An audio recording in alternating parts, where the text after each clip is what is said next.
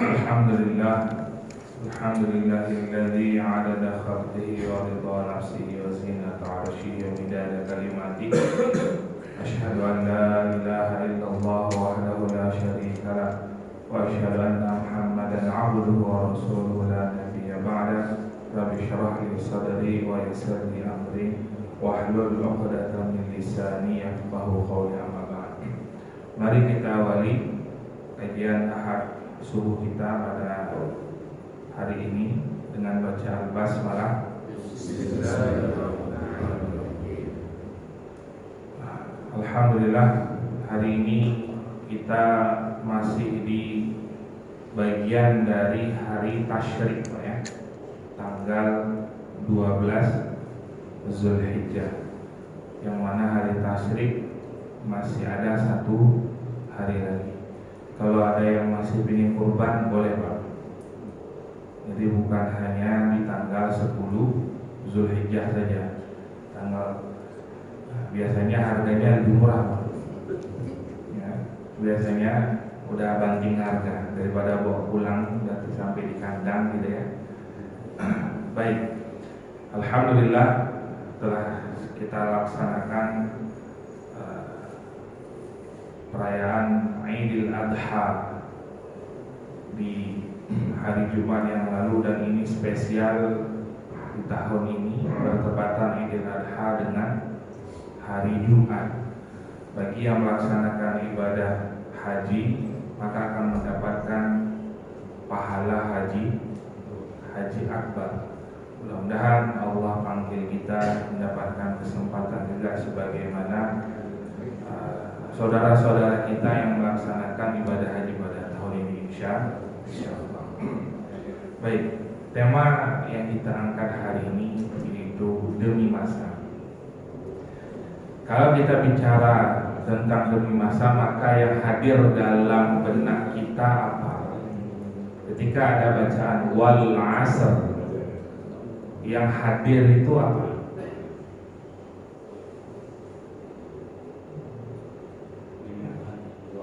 Pernyataan waktu. Nah, waktu apa lagi, Pak?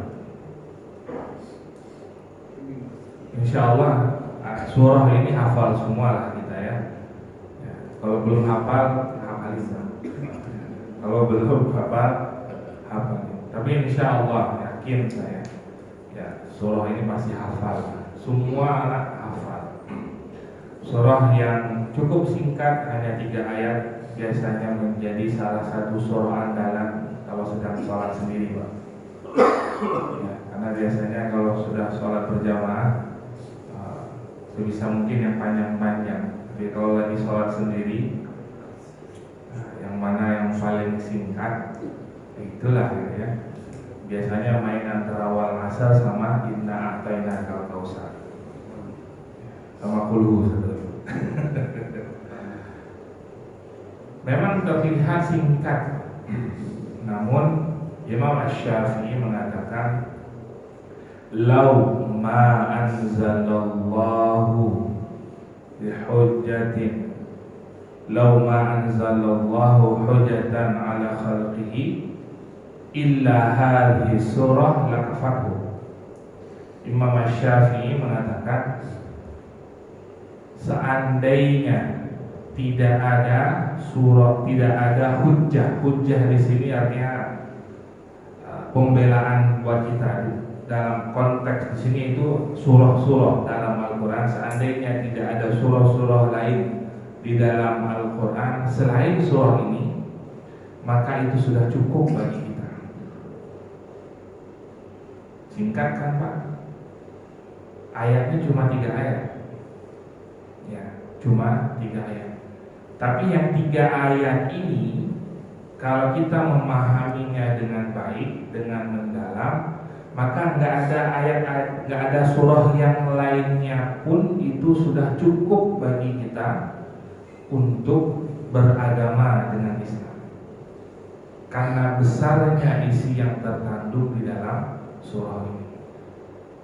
Makanya ketika kita bicara tentang Al-Quran, semuanya mukjizat, Tidak kita lihat yang surah panjang-panjang saja yang istimewa. Bahkan kalau dalam sholat terafdolnya kita baca apa?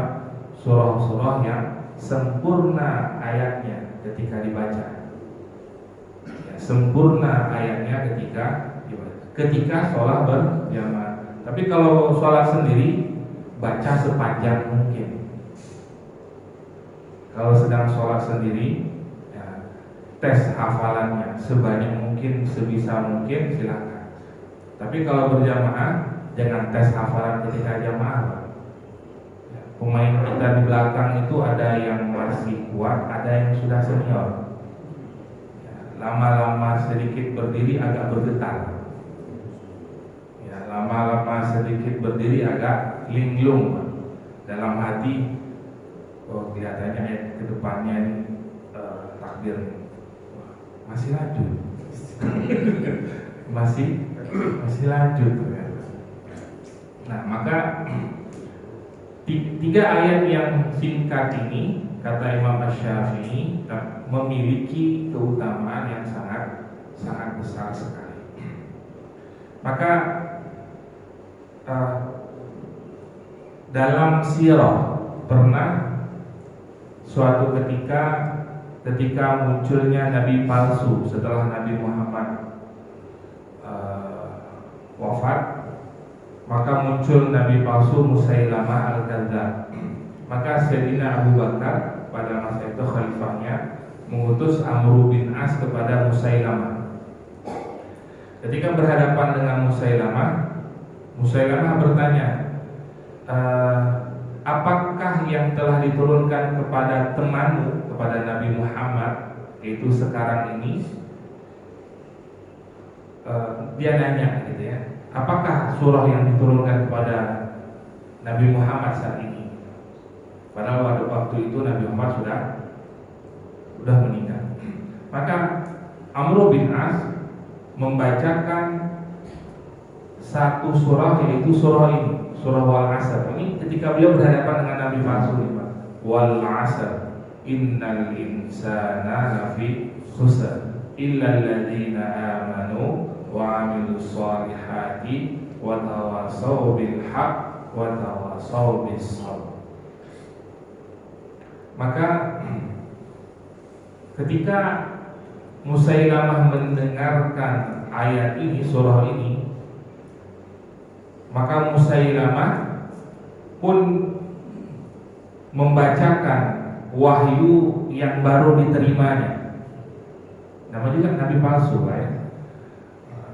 Ke nabi kamu diturunkan apa? Surah ini. Oh, saya juga barusan dapat wahyu, kata Musailamah. Dia baca ya, Pak. Karena kan Al-Quran ini kan sebagai syair bagi orang-orang Arab dengan kalimat-kalimat yang singkat tapi penuh makna.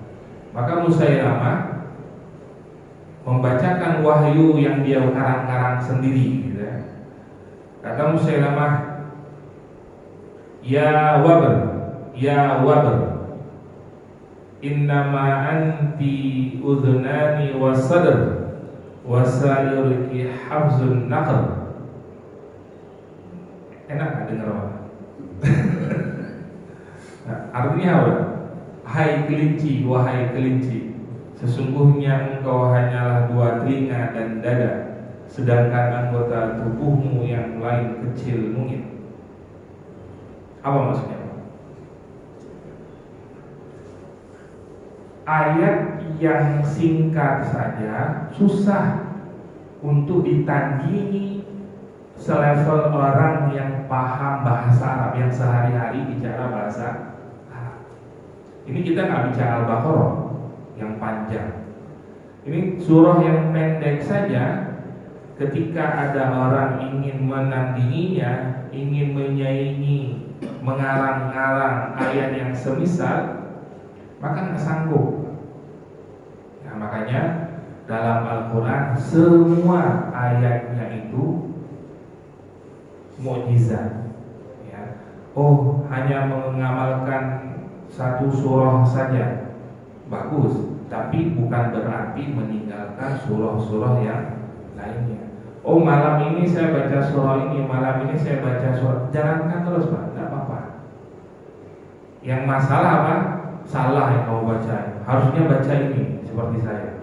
Nah, ketika menyalahkan orang lain itu yang bermasalahnya di situ. Ketika ada orang senang baca Al-Quran terus disalahkan karena dia cinta dengan satu surah, nah, di situ masalahnya. Karena ada seorang sahabat Nabi, setiap kali sholat selalu baca surah yang sama, kulhu masalah. Pokoknya selalu surah yang sama dia baca. Sahabat yang lain lapor, ya Rasul, ini kalau dia jadi imam pasti surah ini. Gitu Pak ya. Ini biar ada hujah juga kita. Kalau dia jadi imam pasti surahnya ini. Kata Nabi, dipanggil sahabat tersebut. Kenapa kamu tiap kali sholat? Ini ada laporan. Saya mendengar laporan kalau tiap kali kamu sholat pasti baca surah yang pendek ini. Kenapa? Singkat padat jawaban. Karena saya cinta dengan surah ini ya Rasul. Kata Nabi apa? Lanjutkan. Nah, maka yang sering pakai wal asr, kulhu, al-kausar, lanjut. Ya jangan diting. Tapi hafalannya gimana? Tetap nambah pelan-pelan. Ya, bukan berarti sudah cukup, enggak. Yang sudah kita hafal lanjut, yang belum ditambah.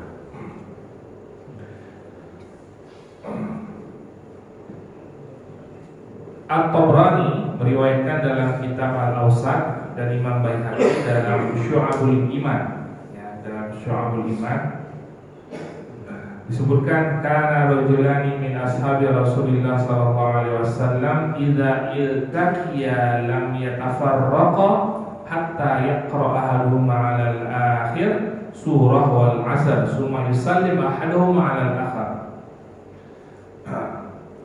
Disebutkan bahwasanya sahabat Nabi tiap kali bertemu tidaklah mereka berpisah.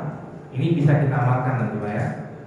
Tiap kali ketemu, tiap kali berpapasan, tiap kali barengan, tidaklah mereka berpisah melainkan salah satu di antara keduanya membaca surah wal 'asr. Innal insana lafi khusr illa alladziina aamanu wa 'amilus shalihati wa tawasaw bil haqqi wa tawasaw bis sabr. Boleh Pak dipraktekkan Pak, ngambil berkahnya para sahabat tadi. Kalau mau berpisah, bukan udahan dulu ya, tapi Bismillahirrahmanirrahim wal 'asr innal insana. Oh mau pisah nih berarti. Setelah itu baru pisah. Karena begitu dalamnya surah ini sehingga dipakai dalam setiap kesempatan oleh para sahabat. Maka bukan hanya sebatas oh ini pendek ayat ini, udahlah, nggak enak rasanya baca nih. Ya. Malu masa hafalan banyak tapi bacanya surah yang pendek ini. Enggak. Dalam Al-Quran nggak seperti itu. Ya. Maka sampai pada tahapan persahabatan para sahabat sebelum berpisah membaca surah wal 'asr. Kemudian dalam hadis yang lain,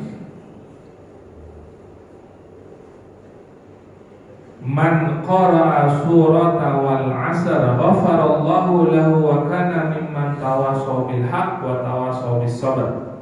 Barang siapa membaca surah al-'asr, maka Allah akan memberikan ampunan kepadanya dan dia termasuk orang yang saling menasehati untuk kebenaran dan kesabaran.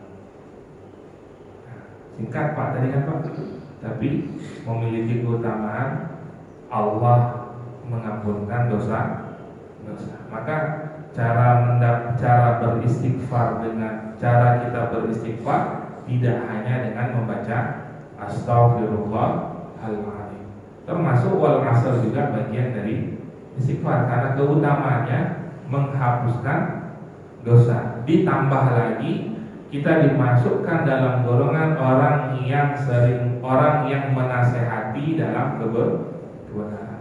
Mahal nggak Pak poin ini, menasehati dalam kebaikan? Mahal. Apa mahalnya? Ketika ada orang yang kita nasihati dan masuk, kita nggak punya ilmu banyak seperti guru-guru kiai, sedikit ilmunya, tapi kita mau nasihatin orang, ya, kita lihat nggak benar dan kita nasihatin dengan baik, dan itu masuk dalam dirinya. Selama dia mengamalkan, melakukan apa yang kita nasihati, maka selama itu mengalir pahala untuk kita. Yang paling sederhana Pak, di rumah kita punya anak, kita didik dia, anak jangan lupa sholat. Tiap hari nggak bosan kita kasih tahu, nah jangan lupa sholat, nah jangan lupa sholat. Karena kan dalam mengajak anak sholat dalam Al-Quran pakai kalimat apa? Wastabir.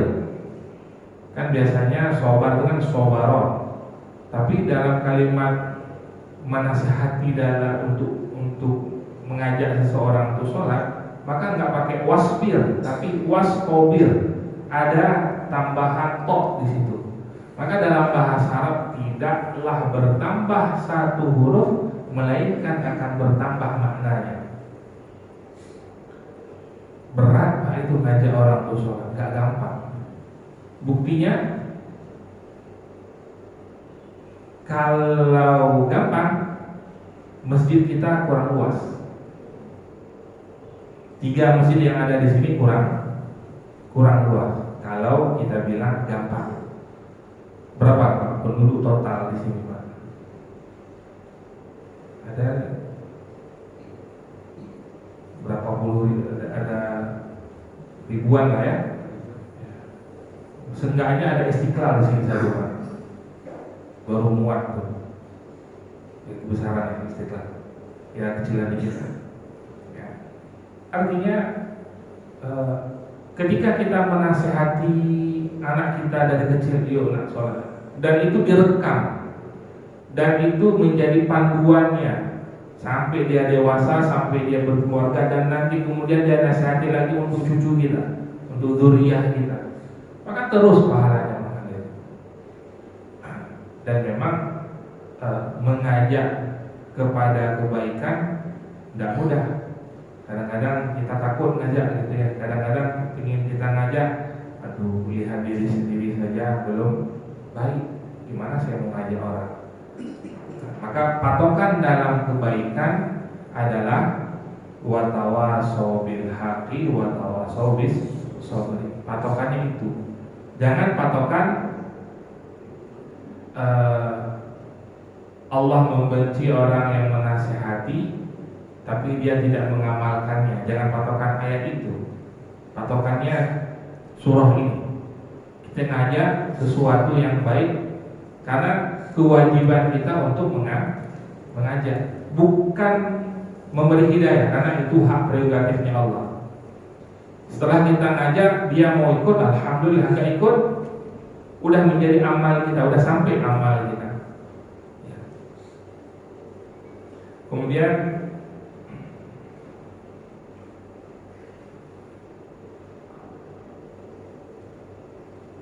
surah ini terkumpul makna-makna bahasa yang tinggi. Seluruh ayat Al-Quran itu kalimat yang dipakai cukup singkat-singkat.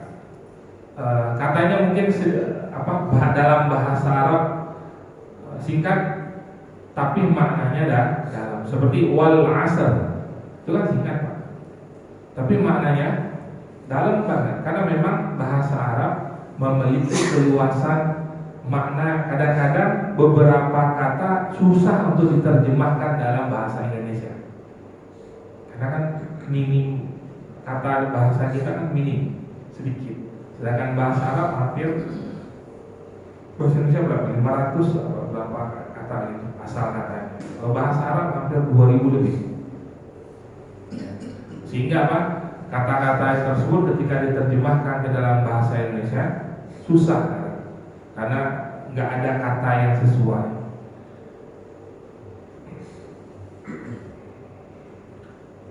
Baik. Nah, wal asr, demi masa. Masa di sini ada mengartikan demi waktu asar.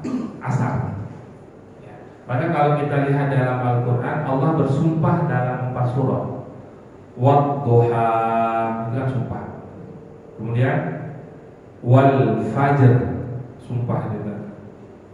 Kemudian apalagi wal lail, ya, demi waktu malam, demi waktu duha, demi waktu fajar. Kemudian yang keempat ini wal asr, demi masa atau demi waktu asar. Maka asar di sini, masa di sini menunjukkan waktu, maka akan menunjukkan umur. Pernah nggak ada yang kembali pada waktu masa lampau? Hanya ada di film kan Pak? Ya, orang mau bikin teknologi secanggih apapun, nggak pernah orang bisa kembali lagi. Jangankan masa lampau, sedetik yang sudah kita lewatin tadi udah nggak bisa balik kita. Makanya waktu itu adalah yang begitu jauh. Dan yang mana yang paling jauh? Di waktu. Karena dia setelah dia lewat, gak akan orang pernah bertemu untuk yang kedua kali. Kalaupun ketemu, tanggalnya beda.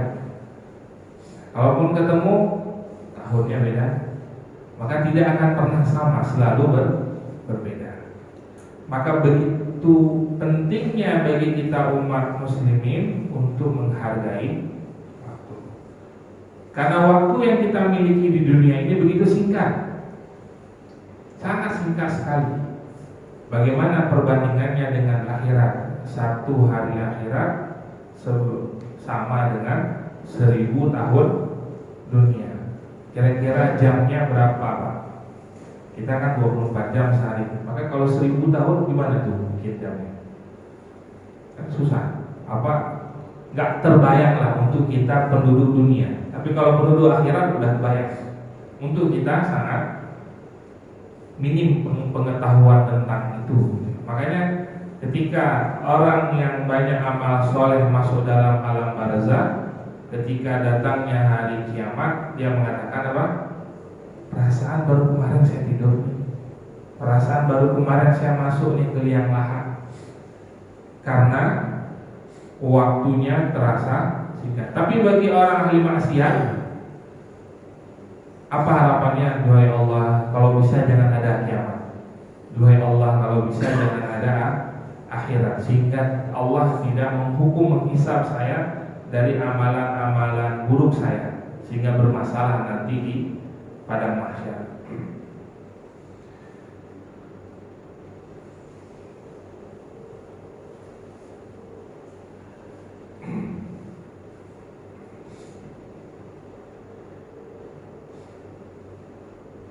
Ayat yang keduanya, innal insana lafi khusr. Manusia di sini pakai alif lam. Innal insana, kan di insan itu ada alif lam. Kalau ada alif lam menunjukkan yang spesifik bahwa semua manusia tanpa kecuali. Kita masuk nggak? Masuk. Semua manusia yang ada sejak awal sampai akhir zaman, semuanya berada dalam kerugian.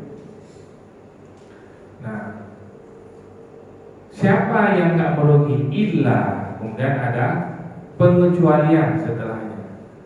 Yang pertama, illal ladzina amanu, yaitu orang-orang yang beriman. Kita beriman Pak? Berarti yang tadi kita rugi ketika kita beriman, maka kerugian ini hilang Pak, nggak masuk. Bagaimana cara, apa itu iman? Ini sering kita ulang-ulang Pak ya. Asatidz sering mengulang-ulang makna iman. Kalau dalam pelajaran tauhid itu at-tasdiqu bil qalbi wal iqraru bil lisani wal amalu bi kulli jawarih. At-tasdiq membenarkan dalam hati, wal iqrar bil lisan mengucapkan secara lisan, kemudian melanjutkan dengan wal amalu bi kulli jawarih, wal amalu bil jawarih, dan mengamalkannya dengan seluruh anggota tubuh kita. Maka untuk sampai pada posisi iman yang benar butuh yang namanya ilmu. Makanya kita umat Islam jangan sampai berhenti untuk menjadi seorang pelajar yang senang baca. Pelajar bukan berarti yang harus sekolah, Pak ya, tapi orang yang kalau ada buku baca. Bahkan surah yang pertama turun, surah Al-Alaq, diawali dengan kalimat Iqra, baca. Maka kalau kita merasa sudah cukup bacaan saya, berhenti bacaan saya, selesai sudah. Karena dalam bacaan itu akan menambah, apalagi hal-hal yang berkaitan dengan agama ini, hal-hal yang berkaitan tentang Islam, perlu terus baca. Semakin kita baca, Pak, semakin kita merasa bodoh. Maka kalau ada orang merasa sudah cukup saya baca kitab, gitu ya, sudah cukup saya baca buku, karena semua sudah saya pahami, disitulah letak kebodohannya. Karena orang semakin dia banyak baca akan semakin merasa tidak tahu. Semakin diminta semakin ditanya hal-hal tentang agama ini, semakin ternyata begini ya, ternyata begini ya. Itu semua akan kita dapatkan lewat baca. Maka kata Nabi, talabul ilmi fariidatun ala kulli muslimin wa muslimatin. Baca itu atau nuntut ilmu lewat baca tadi adalah hukumnya adalah wajib fariidah. Enggak ada orang yang bisa tahu, ada orang-orang yang khusus yang kedekatan dengan Allah cukup tinggi. Apa sedang dibilang ilmu laduni, pernah dengar nggak? Ilmu laduni apa? Ilmu yang dia baca sedikit Allah kasih banyak. Jadi kalau level kita mungkin jauh lah, ya, level yang kadang hari ini benar, kadang-kadang salah gitu ya, masih campur aduk antara yang hak dengan yang batil, masih sering lalai. Ya, tapi orang-orang yang kedekatan dengan Allah cukup tinggi, itu bisa jadi dia baca sedikit tapi Allah kasih banyak pemahaman. Maka untuk menguatkan iman tersebut butuh bacaan. Kalau kita baca nggak paham sendiri, butuh guru hadir. Kajian-kajian seperti ini Ahad pagi, Sabtu pagi, atau majelis malam, kita malam Rabu, terus di masih ada lagi malam Kamis, ya, Rabu malam Kamis, malam Sabtu. Sehingga hadirnya kita di situ untuk apa? Untuk menambah pemahaman kita sehingga iman kita bertambah kuat. Setelah iman kita kuat, kita punya dapat banyak pengetahuan tentang agama ini.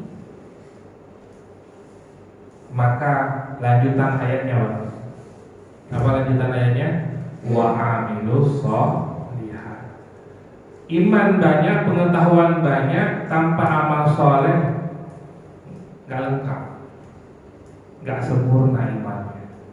Karena iman itu baru sempurna ketika melahirkan amal soleh. Kita tahu nih sholat wajib, tapi gak pernah sholat, berarti imannya belum sempurna. Tahu nih ada kewajiban puasa, tapi nggak mau puasa, belum sempurna. Ketika dia amalkan, maka disitulah dari iman mestinya melahirkan amal soleh. Nah, amal soleh ini tidaklah bermanfaat apabila tidak ditambah dengan wa amilus sholihati. Lanjutannya wa tawasau bil haqqi.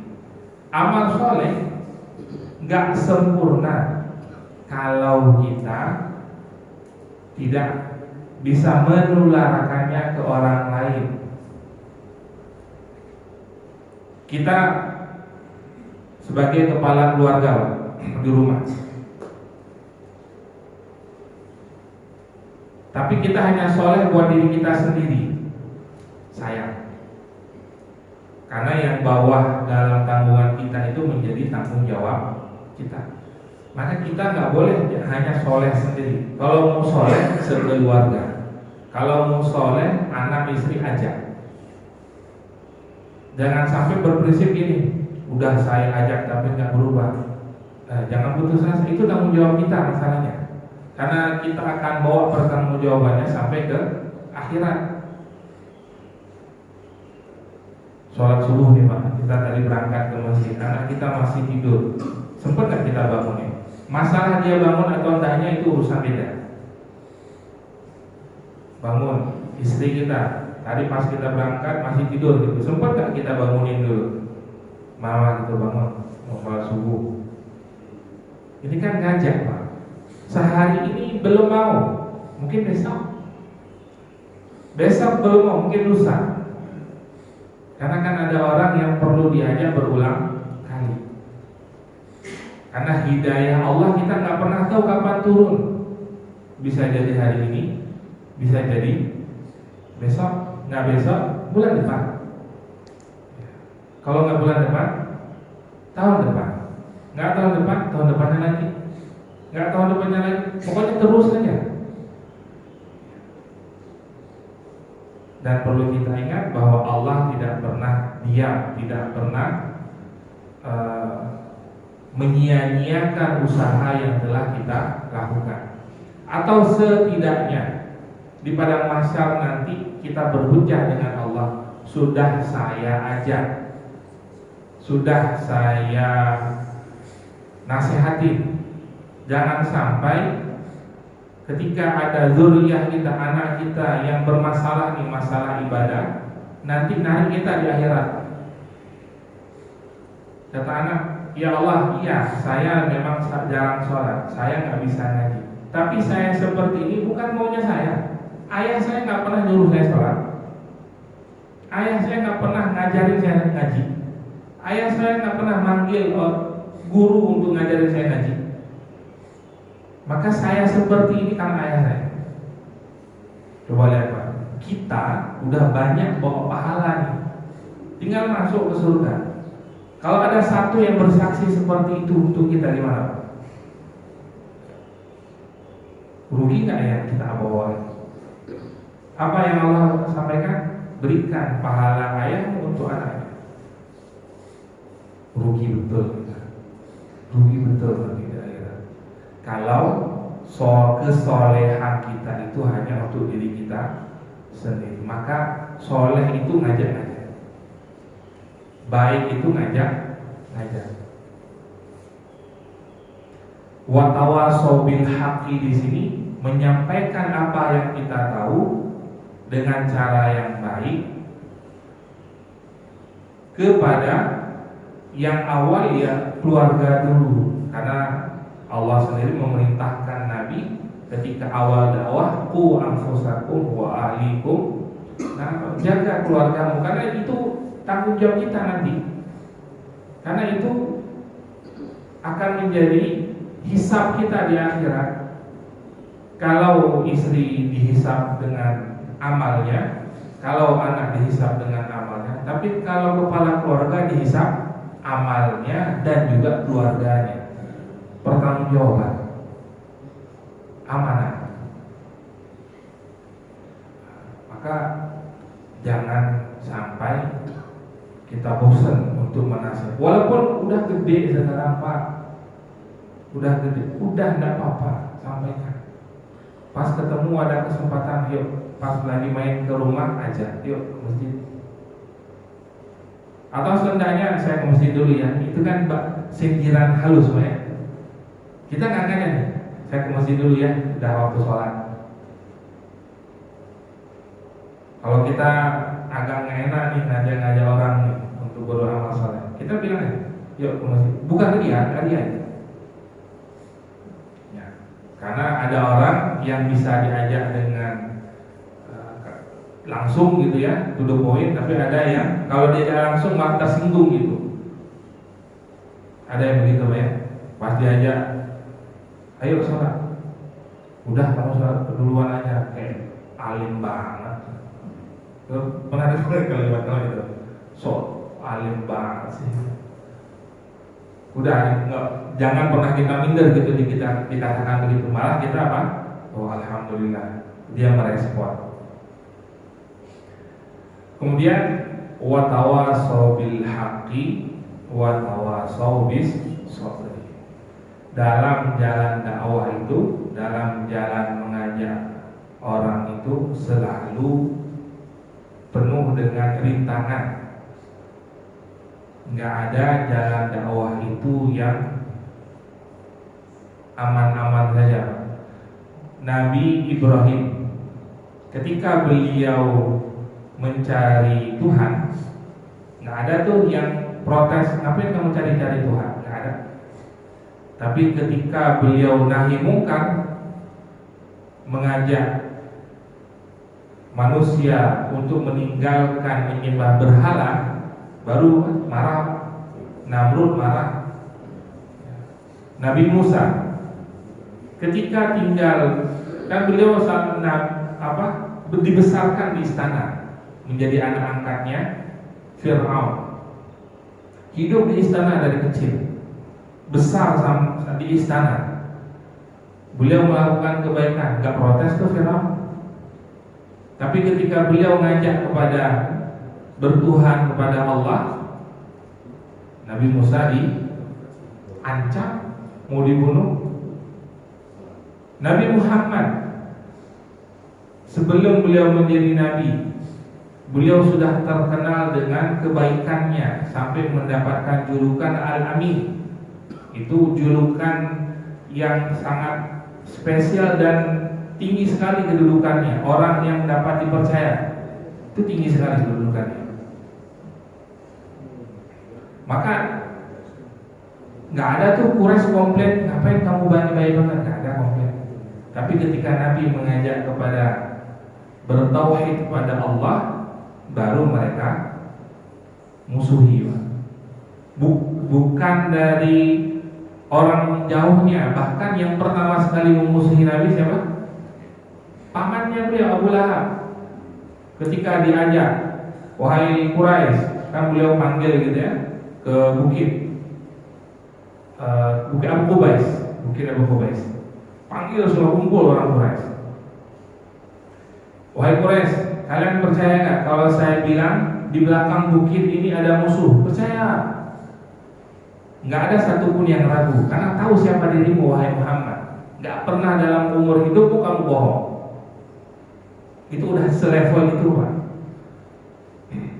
Tapi ketika Nabi Muhammad mengajak kepada bertauhid kepada Allah, tinggalkan agama kalian yang sekarang, bertauhidlah kepada Allah. Maka perlawanan yang sangat frontal sekali adalah paman beliau sendiri, yang ketika Nabi dulu dilahirkan, yang paling senang beliau, yang paling senang dia. Siapa? Abu Lahab. Senang betul sampai dia berkorban karena kelahiran Nabi Muhammad. Senang betul dia. Makanya disebutkan dalam riwayat, Abu Lahab itu setiap hari Senin diringankan Pak hukumannya nanti di akhirat. Kenapa? Karena dulu ketika Nabi lahir di hari Senin, dia senang dan dia berkorban untuk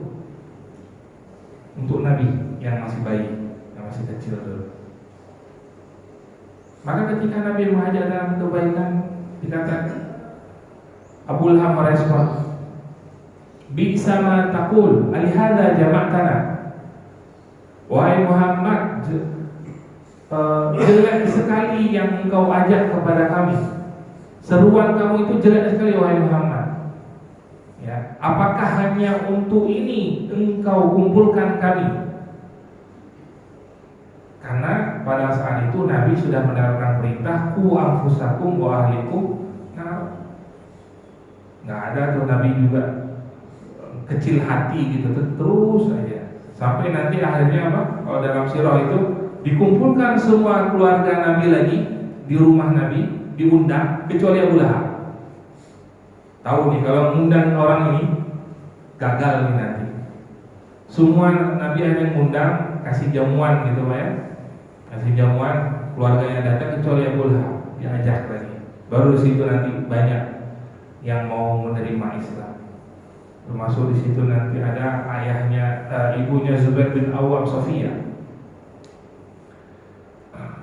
Maka Nabi pada level itu saja mendapatkan tantangan dalam dakwah. Maka kunci dalam dakwah itu adalah wa tawasau bil haqqi wa tawasau bis sabar. Sabar, karena jalan itu memang penuh rintangan. Sampai kapan sabarnya? Ya sampai kita selesai tugasnya, meninggal. Terus aja ngajar, nggak pernah bosan. Kalau bisa yang dengarnya yang bosan, terus aja ngajar, jangan pernah mundur gitu. Jangan pernah ada kata udah capek saya ngajar dia, nggak pernah baik-baik. Hilangkan kata itu, ya mungkin belum hari ini, mungkin besok, nggak besok minggu depan, nggak minggu depan bulan, terus aja kita ngajar. Insya Allah kalau niat kita baik, pasti akan Allah beri petunjuk. Maka kita rangkum Pak materinya.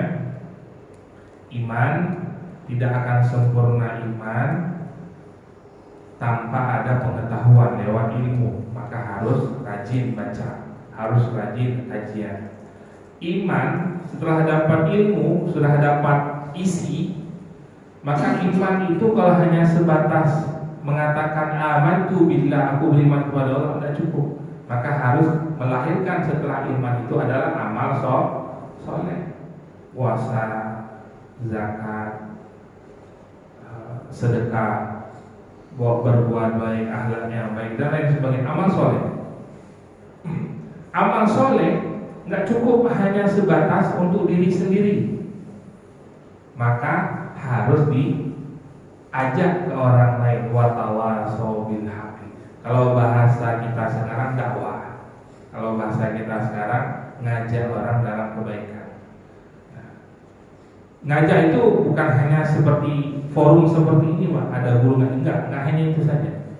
Sehari-hari kita ngobrol dulu sambil bercanda, yuk tahu ada kajian, betul ya? Dakwah itu Pak. Kita WA, share, ini ada kajian di sini. Dakwah itu Pak. Jadi dakwah itu bukan hanya seperti bukan di atas panggung saja, tidak. Malahan dakwah yang sangat personal itu yang lebih diutamakan.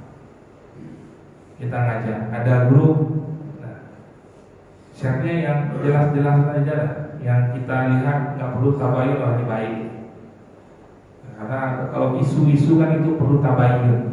Kalau kita asal nge-share nggak benar isu tersebut, malah balik dosanya ke kita. Tapi kalau dalam hal ini ada kajian di sana, besok di masjid ini ada kajian, ada ustaz ini, share. Mau ada yang baca, tidak ada yang baca, pokoknya share. Ada nih video bagus nih, dakwah nih, singkat tapi ngena, share. Kita tidak tahu Pak, siapa yang lihat. Jangan-jangan karena video singkat yang kita share orang dapat hidayah, tersentuh, atau pas lagi dia ada masalah, ini jawabannya.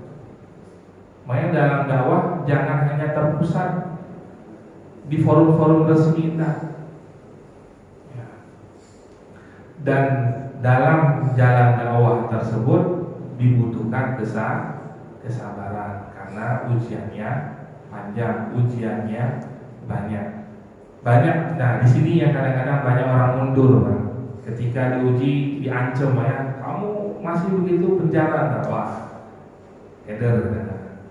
Tapi biasanya kalau untuk diri kita sendiri, kalau orang sudah milih jalan dakwah, masalah penjara bukan ancaman. Penjara itu bukan ancaman. Orang yang sudah milih jalan dakwah, biasanya yang menjadi ancaman itu apa? Ketika dihadapkan dengan oh nanti keluargamu diapa-apain, nah itu kadang-kadang makanya butuh kita juga pemahaman ke keluarga ketika kita ambil jalan itu yang benar-benar supaya keluarga kita paham, hasanah.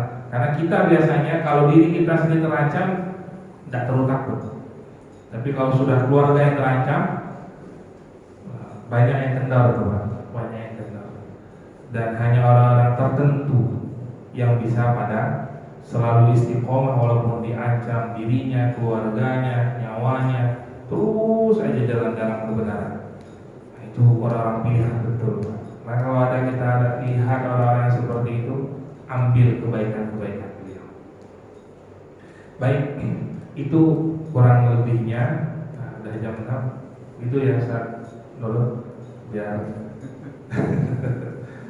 saya takutnya mulai sate ya di sini. Masih banyak daging kan Pak ya? Nah, takutnya masih ada silaturahim dengan keluarga.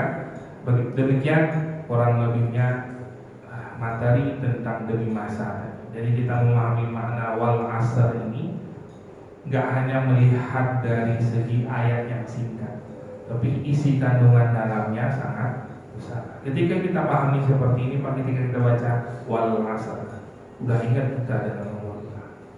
Innal insana lafi khusr. Rugi betul ya orang-orang yang beriman. Illal ladzina amanu.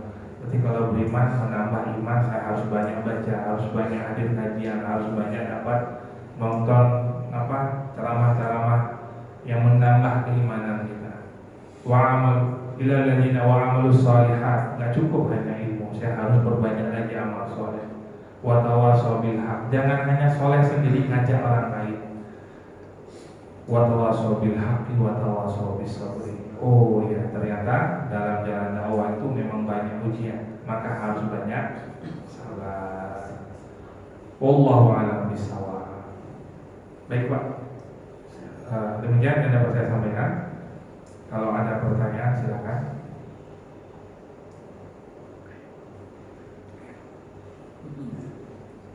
Assalamualaikum warahmatullahi wabarakatuh. Waalaikumsalam warahmatullahi wabarakatuh. Nah ini kelihatannya memang agak sulit ini Pak untuk mengerjakan kebajikan. Ya ini memang dengan kesadaran kita memang yang sadar tembok-tembok mau mengerjakan kebajikan. Menasihati, saling menasihati. Nah ini kalau menasihati itu kelihatannya bahasanya bagus. Tapi kalau saling bukan menasihati tapi justru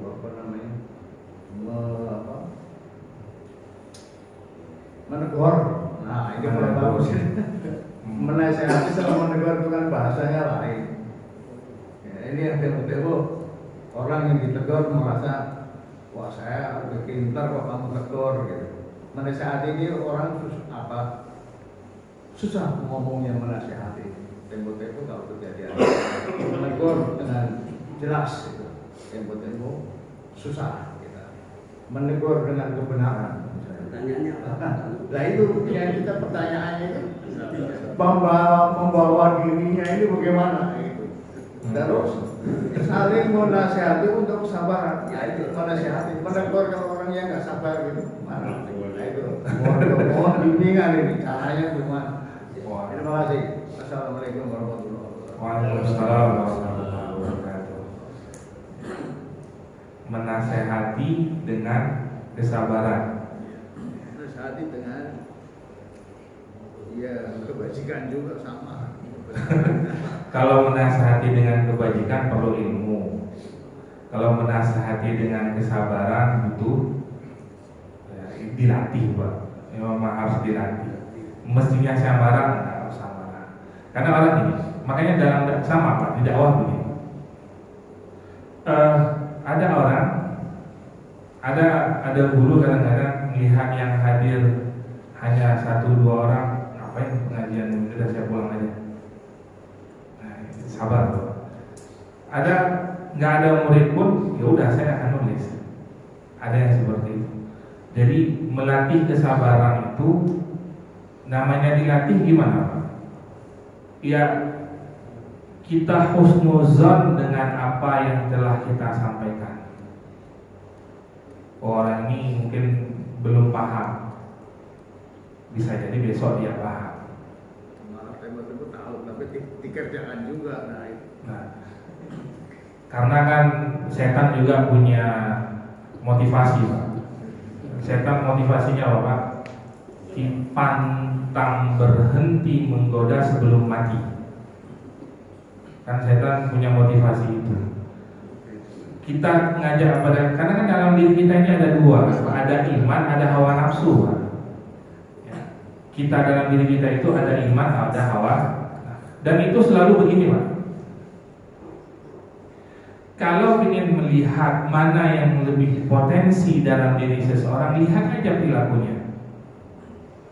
Kalau potensi iman dia lebih kuat, maka ibadahnya baik, tutur katanya baik. Tapi kadang-kadang kalau potensi syahwat nafsunya lebih kuat, bisa jadi kadang-kadang dia menasihati nggak mau dengar. Tapi ada juga begini, Pak, orang ini memang harus begitu dinasihatinya. Ada kan, Pak ya? Banyak. Nah. Ada orang-orang ngomong begini masuk, Pak, masuk. Tapi ada orang-orang tertentu nggak bisa. Kita sendiri. Ya, harus, ya makanya jalan dakwah ini, Pak, nasihatin orang itu apa ya? Fleksibilitasnya itu tinggi banget. Fleksibilitas Nabi, Pak ya. Ketemu dengan orang Badui, ya Rasul, saya ingin masuk surga. Qul la ilaha illallah dakhalal jannah. Kamu cukup baca la ilaha illallah masuk surga. Sahabat yang lain protes, Pak. Nah, siapa? Abu Dzar Al-Ghifari protes, komplain. Coba komplain dengan Nabi, ya Rasulullah, apakah orang ini ketika ada orang berzina, melakukan maksiat, kemudian dia taubat, kata Nabi masuk surga. Abu Dzar komplain, ya Rasul, apakah orang berzina, orang maksiat ini bisa masuk surga? Masuk. Nanya lagi, ya Rasul, beneran masuk surga mereka? Masuk. Rasul, beneran mereka masuk surga kalaupun kamu gak suka. Maka cara apa ya? Karena tiap orang itu punya kadarnya masing-masing, ya, punya apa ya? Ya akhirnya lagi-lagi kembali, ya hidayah itu punya Allah. Ketika kita menasehatin, jangan merasa oh dia baik karena kita, salah. Orang baik bukan karena kita. Orang baik karena ya memang dirinya ingin berubah atas petunjuk dari Allah. Sehingga apa? Kita nggak merasa terbebani. Ketika dia belum baik, kita merasa dongkol gitu, Pak. Ini orang diajak yang baik-baik kok mau sih? Dinasihatin yang baik-baik malah tambah jelek sama kita, atau bahkan sampai malah memusuhi gitu. Masa saya nasihatin baik saya dimusuhin? Nabi kurang apa baiknya, Pak? Yang nasihatin malah diomelin. Nah itu kamu lihat-lihat aja. Biasa. Tinggal kedewasaan kita itu, Pak. Ya, tinggal kedewasaan kita. Nggak perlu yang berlebihan. Ya, nggak perlu. Kita terima selama itu baik, kita terima. Ya. Karena kan kita di sini majelis seperti ini, Pak. Kenapa orang nggak nyaman ketika waktunya udah habis nih, kita masih panjang? Karena ada banyak urusan yang lain. Mau meninggalkan majelis nggak enak. Tapi nggak ninggalin, masih ada kerjaan yang lain, masih ada janji yang lain yang harus saya hadiri setelah ini. Begitu ya, betul ya. Nah, maka kenapa Ustaz Nurul selalu mengingatkan cukup waktu, patuh ya. Kita nggak tahu urusan kita kan beda-beda, Pak. Jangan kita samain urusan kita dengan urusan orang lain. Orang punya ininya masing-masing. Makanya ketika kita sama-sama, kita coba menempatkan perasaan orang lain, ya, kita mengerti, empati lah ya, menumbuhkan empati sehingga kalau ingin lanjut nanya atau apa, gurunya insya Allah nggak langsung pulang, masih akan nunggu saya atau ikut makan. Sehingga itu momen nanya khusus gitu ya, hal-hal yang kita butuhkan. Ya, karena tidak semua yang menurut kita baik juga menurut orang, itu beda-beda. Kadang-kadang orang masuknya gitu ya. Ya, makanya fleksibel tadi ini Pak. Ya, oh nggak bisa cara ini, cara yang kedua, nggak bisa cara kedua, cara ketiga, nggak bisa ketiga, cara keempat. Kalau kita menonton itu terus sudah tahu orang nggak suka, caranya begitu terus, kira-kira sampai nggak disampaikan Pak? Yang baik itu nyampe nggak? Nggak banyak, nggak nyampe. Malah yang baik di hadapan orang yang kita nasihatin itu malah menjadi sesuatu yang apa sih ini? Malah nggak jadi baik. Padahal niat kita karena apa? Caranya tadi yang kurang tepat. Begitu kurang lebihnya. Udah masuk ya? Cukup ya? Baik Pak, sebelum kita tutup, kita doakan sahabat-sahabat kita yang sedang sakit. Semoga Allah angkat penyakitnya, segera disembuhkan kesehatannya, dan bagi kita selalu bertambahkan keimanan kita, ketakwaan kita. A'udzubillahi minasyaitonirrajim. Bismillahirrahmanirrahim. Alhamdulillahirabbil alamin. Hamdan yafi ni'amahu wa yukafi mazidah. Ya Rabbana lakal hamdu kama yanbaghi li jalali wajhikal karim wa 'azimi sultanik. Allahumma ij'alna minal najihin was-sabirin wal mumtazin. Allahumma zidna ilman warzuqna fahman. Allahumma anta syafi la shifa illa shifauka shifa la yughadiru saqaman. Rabbana atina fid dunya hasanah wa fil akhirati hasanah wa qina adzabannar. Walhamdulillahi rabbil alamin. Assalamualaikum warahmatullahi wabarakatuh. Waalaikumsalam warahmatullahi wabarakatuh. Sallallahu